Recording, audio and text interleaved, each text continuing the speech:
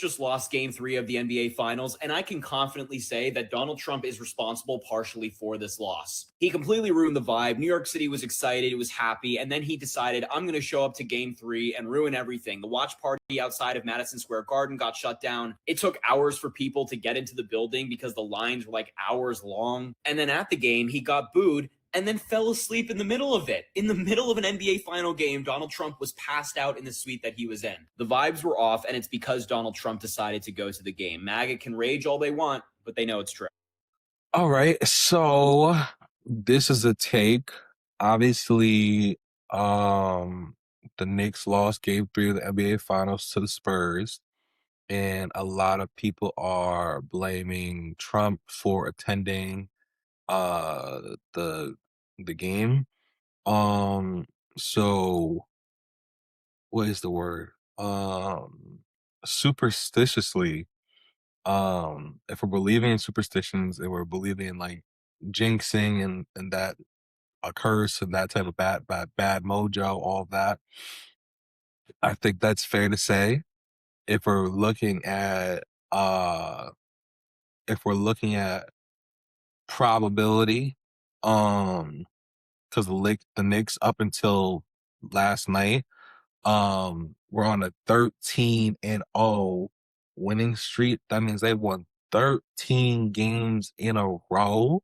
And the game that Trump decides to attend, they lose. So if you're looking at it from that perspective, also true. If we're looking at it from the perspective that so many different things about the Knicks game was different, as far as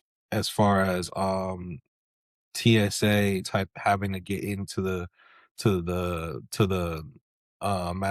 Madison Square Garden, to the watch parties, to the feel, the vibe. If you look at that, there was a shift there. So it's like there's different evidence that could be used to back that. Like, it's definitely debatable whether it is truly Trump's fault. Me personally, I watched the game, and the game was more about the Knicks and the Spurs than it was about Trump, surprisingly enough.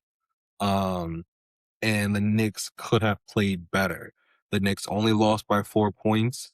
Cat only had 11 points the whole game. Um, Brunson had a ton of shot attempts. They gave up a ton of in the paint buckets to the Spurs, and the refs gave them a ton of free throws. I think it was like 30 something free throw attempts to like 8 free throw attempts, but like Spurs to the Knicks. So there's just definitely different factors. Obviously, if Trump wasn't there, maybe like obviously the vibe would have been better. But other than that, I personally wouldn't put it all on Trump. But I'm not mad at whoever does. You know what I mean? Do what you want, do what you will. Y'all let me know what y'all think in the comments. As far, is it Trump's fault? Is it not Trump's fault? What did y'all think of the game? Do we still see the Knicks winning this? The Knicks just lost game 3 of the NBA Finals. Tragic. Here are my thoughts. I don't think they played bad necessarily. They definitely could have played better. I think the biggest thing they were slacking on was the defense. There was way too many buckets inside the paint, and there were some buckets, like there were some threes, but not, there was like just too many buckets in the paint. Hassel on the Spurs killed. I feel like he had like 25, between 25 and 30 points. MB also had like probably like 25, something like that. Cat unfortunately did not show up this game. In my opinion, he only had 11 points, and the Knicks only lost by 4. So if Cat had 15 points, they go into overtime. Like if Cat had 20 points, they win. Jalen Brunson is that guy. Do not get me wrong. Love Jalen Brunson, love Cat, but what kind of frustrates me about Jalen Brunson, he comes alive. He is clutch in the fourth. Why the hell are we waiting until the fourth quarter to come alive and be super duper clutch? You could be like that in the first, in the second, in the third, and in the fourth, and the game ain't the same. It's not the same game. Y'all don't lose this game.